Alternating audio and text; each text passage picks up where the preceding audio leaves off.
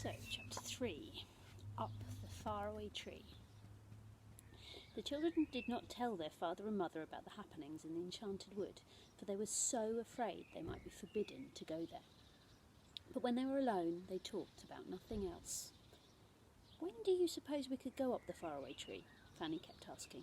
"Oh, do let's go, Joe." Joe wanted to go very badly, but he was a little afraid of what might happen, and he knew that he ought to look after his two sisters and see no harm came to them. Just suppose they all went up the faraway tree and never came back. Then he had an idea. "Listen," he said, "I know what we'll do. We'll climb up the tree and just see what's at the top. We don't need to go there, we can just look. We'll wait till we have a whole day to ourselves, then we'll go." The girls were so excited. They worked hard in the house, hoping that their mother would say they could have a whole day to themselves. Joe worked hard in the garden too, clearing away all the weeds. Their parents were very pleased. "Would you like to go to the nearest town and have a day there?" asked Mother at last. "No, thank you," said Joe at once. "We've had enough of towns, Mother. What we'd really like to do is go and have a whole day picnic in the wood." "Very well," said Mother. "You can go tomorrow. Father and I are off for the day to buy some things we need. You can take your dinner and tea and go off by yourselves, if it's fine and sunny." How the children hoped the day would be fine.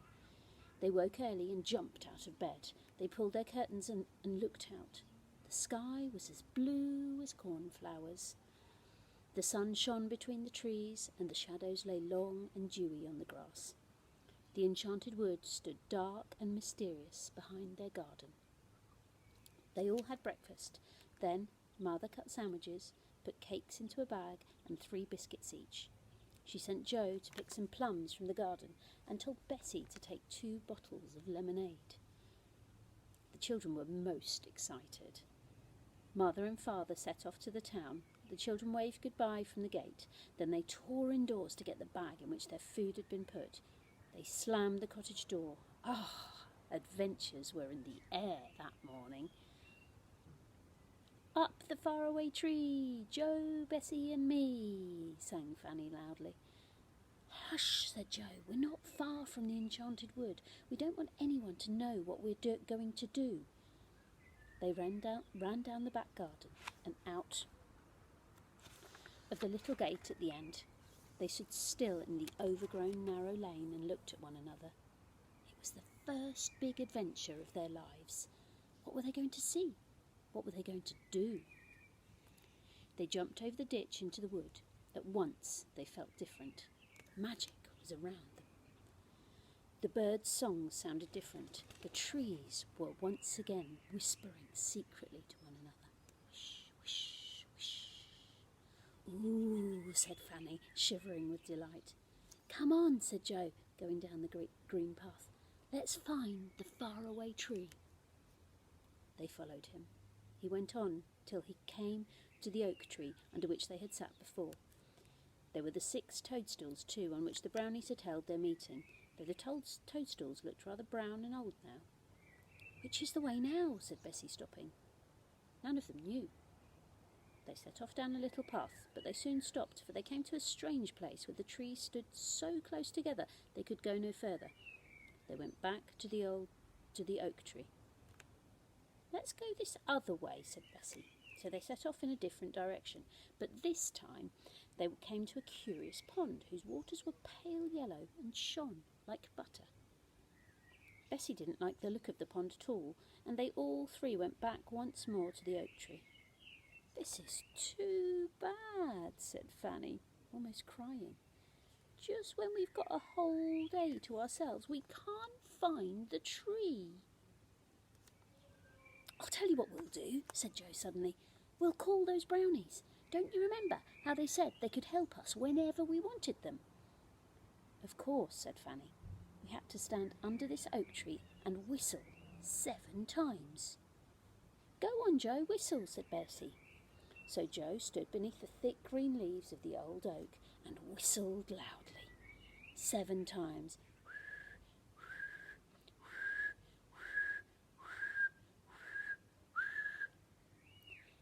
better than mine. The children waited. In about half a minute, a rabbit popped its head out of the nearby rabbit hole and stared at them. "Who do you want?" said the rabbit, in a furry sort of a voice. The children stared in surprise. They'd never heard an animal speak before. The rabbit put its ears up and down and spoke again, rather crossly. "Are you deaf? Who do you want?" I said. "We want one of the brownies," said Joe, finding his tongue at last. The rabbit turned and called down his hole. "Mr. Whiskers, Mr. Whiskers, there's someone wanting you." There came a voice shouting something in answer, and then one of the 6 brownies squeezed out of the rabbit hole and stared at the children.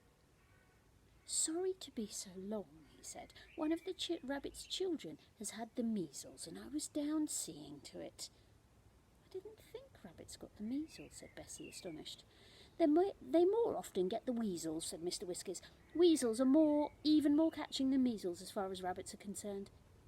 He grinned as if he'd made a huge joke, but as the children had no idea that weasels were savage little animals that caught rabbits, they didn't laugh. "We wanted you to ask the way to the faraway tree," said Bessie. "We've forgotten it."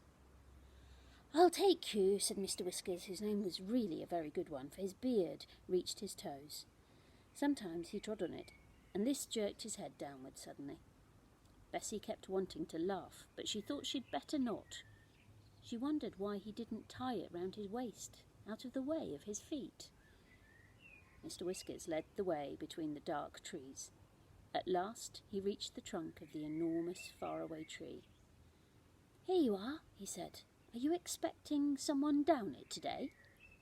"Well, no," said Joe.